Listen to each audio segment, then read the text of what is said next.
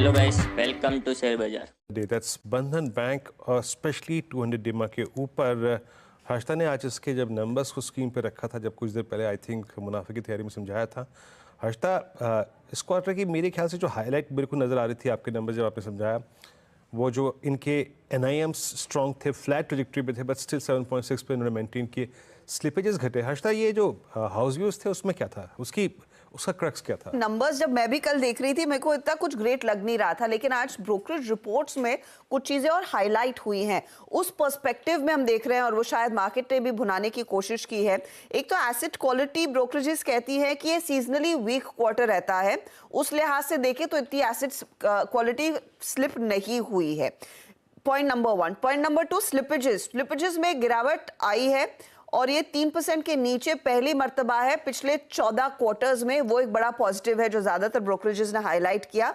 और credit cost जहां पर दूसरे बैंकों के बढ़े थे, आपको याद होगा, इस बैंक के लिए ईयर ऑन ईयर 2.4% से घटकर 1.7% के आसपास आए हैं। वो एक और पॉजिटिव है जो ब्रोकरेजेस ने हाईलाइट किया है। 18 to 20% तक की लोन ग्रोथ FY25 में बैंक कह रहा है और मेंटेन कर रहा है, वो अचीव करेंगे।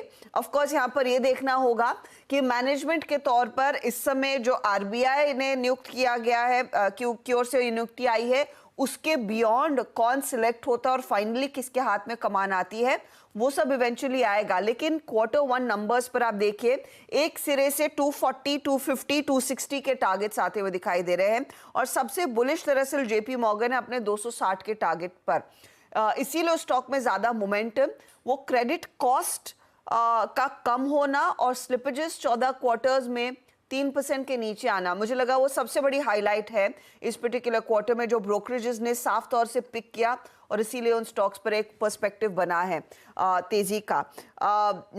मयूरेश है नहीं, वरना उनसे मैं इस पर एक बात करती, लेकिन हिमांग हमारे साथ जुड़ गए हैं। हिमांग, इन सारे छोटे बैंकों में आप देखिए, स्पेशली बंधन की हम कमेंट्री कर रहे थे, उस पर आपकी एनालिसिस है तो please add to it. City union का परफॉर्मेंस अच्छा, आप PNB को छोटा तो नहीं कहेंगे, लेकिन PNB ने जो FY25 के लिए गाइडेंस दिया है वो भी काफी पॉजिटिव है। आप कैसे अप्रोच कर रहे हैं इन बैंकों को? कि ये नंबर्स काफी इन लाइन थे और उसमें जो प्रोविजनिंग है वो काफी कम थी, तो जो अर्निंग्स है या प्रॉफिट है उसमें काफी बड़ा बीट है।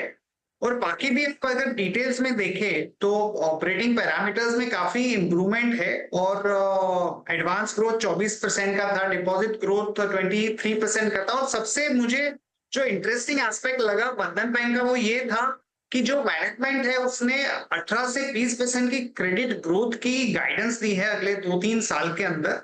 और जो डिपॉजिट ग्रोथ, एडवांस ग्रोथ में भी बोला है कि डिपॉजिट ग्रोथ अच्छी रहेगी। ऐसा अक्सर बिल्कुल बरकरार है, पर कहीं ना कहीं जाके ये उम्मीद से लोग शायद चल रहे हैं कि वो कंट्रोल में आ जाएगा, क्योंकि बैंक का अंडर परफॉर्मेंस था और नंबर्स ठीक ठाक है, तो एक हम रिएक्शन देख रहे हैं उसके।